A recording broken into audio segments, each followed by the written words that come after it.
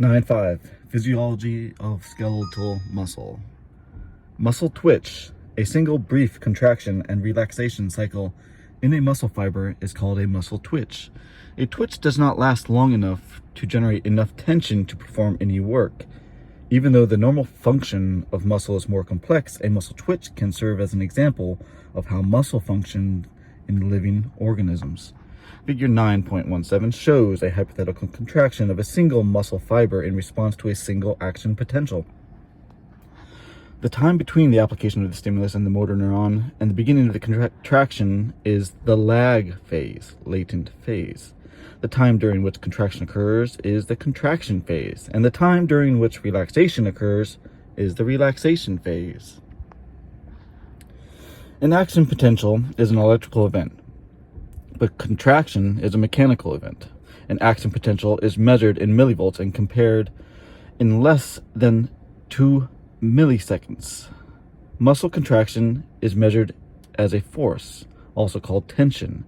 It is reported as the number of grams lifted or the distance the muscle shortens, and requires up to 1 second to occur. Motor units. A motor unit is a single motor neuron and all the muscle fibers it innervates. Figure 9.18. An action potential in the motor neuron generates an action potential in each of the muscle fibers of the motor unit. However, not all motor units are identical. Motor units vary in terms of the number of muscle fibers they contain, and they vary in terms of the sensitivity to the stimuli for the contraction.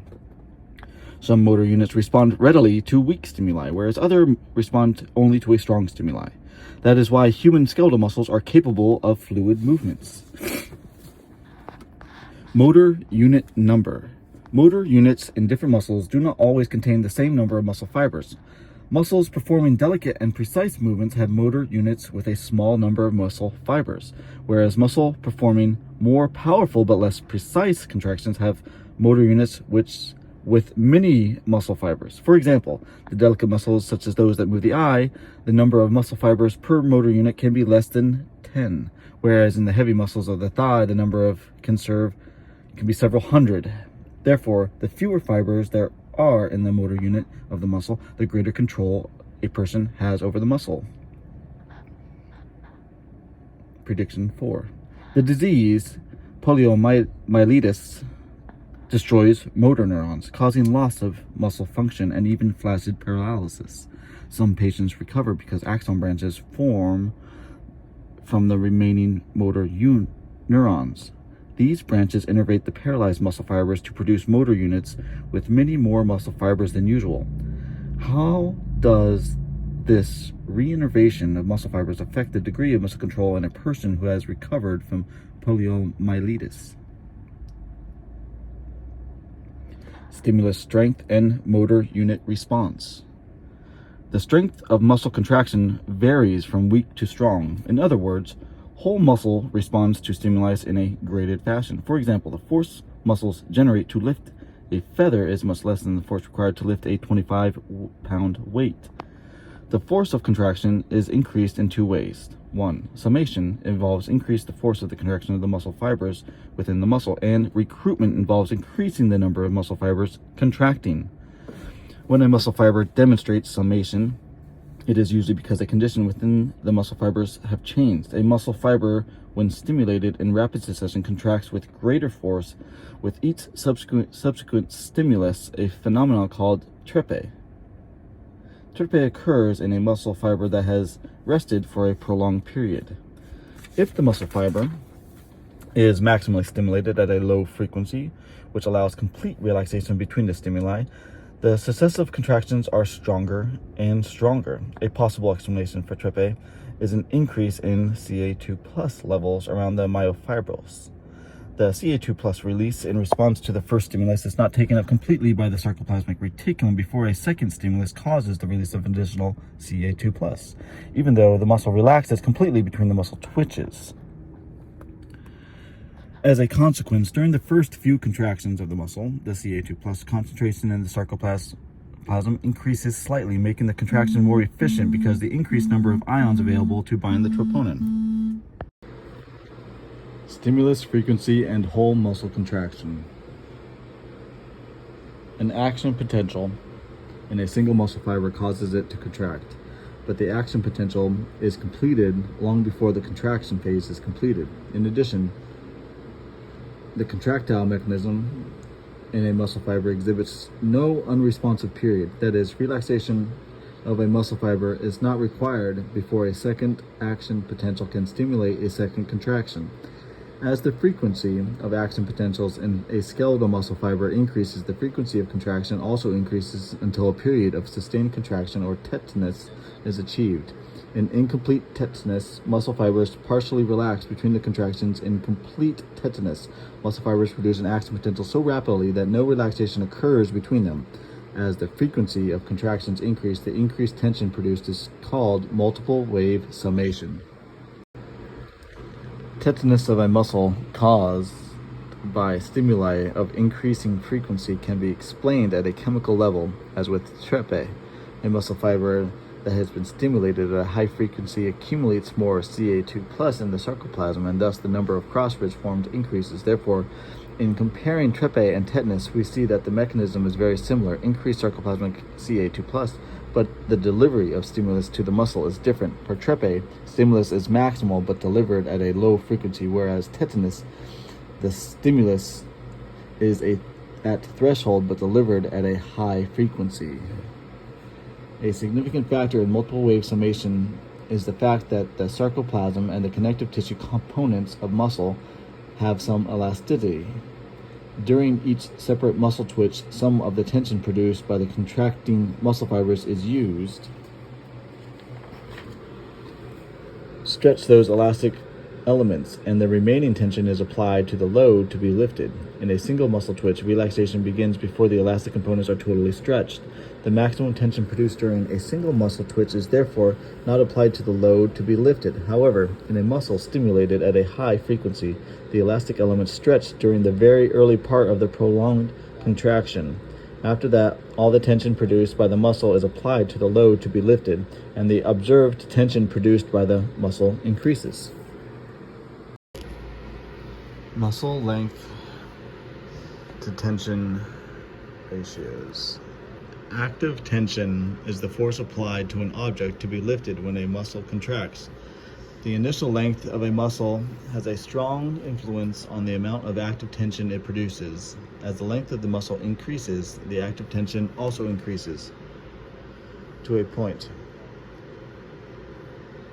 If the muscle stretches farther than its optimum length, the active tension it produces begins to decline. The muscle length plotted against the tension produced by the muscle in response to maximal stimuli is the active tension curve. If a muscle stretches so that the actin and myosin myofilaments within the sarcomeres do not overlap, or overlap to a very small extent, the muscle produces very little active tension when it is stimulated. Also, if the muscle does not stretch at all, the myosin filaments touch each of the Z discs in the end sarcomere, and very little contraction of the sarcomeres can occur. If the muscle stretches to its optimum length, optimal overlap of the actin and myosin myofilaments takes place. When the muscle is stimulated, crossbridge formation results in maximal contraction. Before lifting heavy objects, weightlifters and others usually assume positions in which their muscles are stretched close to their optimum length. For example, the position of a weightlifter assumes before powerlifting stretches the upper limb and lower limb muscles to a near optimum length for the muscle contraction. And the stance of a lineman assumes in a football game stretches most muscle groups in the lower limb so that they are near their optimum length for sudden movement the body forward. Passive tension is the tension applied to the load when a muscle stretches but is not stimulated. It is similar to the tension produced if the muscle were replaced with an elastic band. Passive tension exists because the muscle and its connective tissue have some elasticity, and the sum of active and passive tension is called total tension. Muscle contractions.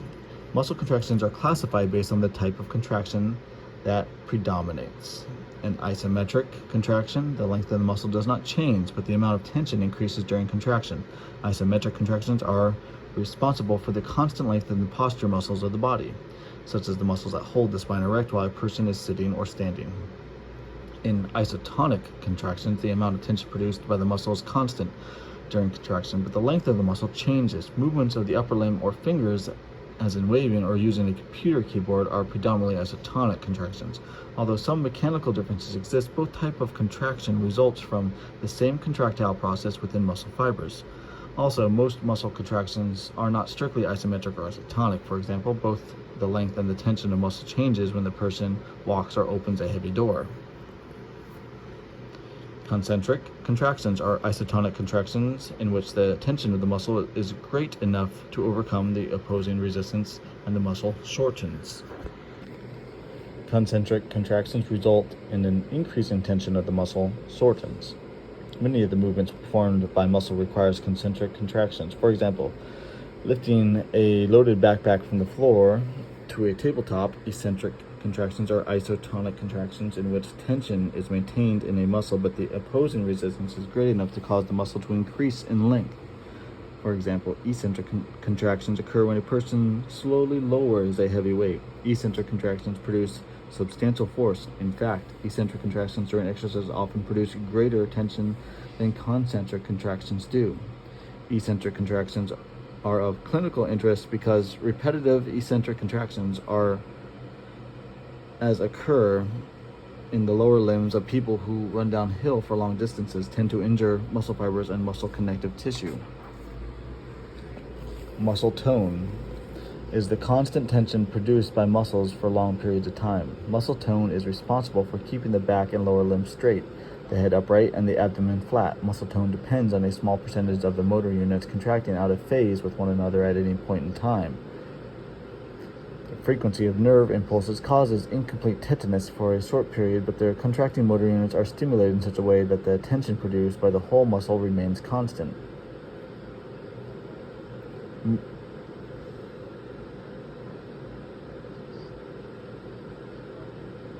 Mary Myosin overheard an argument between two students who could not decide if a weightlifter who lifts a weight above the head and then holds it before lowering it is using isometric, concentric, or eccentric muscle fibers. Mary is an expert in muscle contraction, so she settles the debate. What is her explanation? Movement of the bodies are usually smooth and occur in widely different rates, some very slowly and others very rapidly.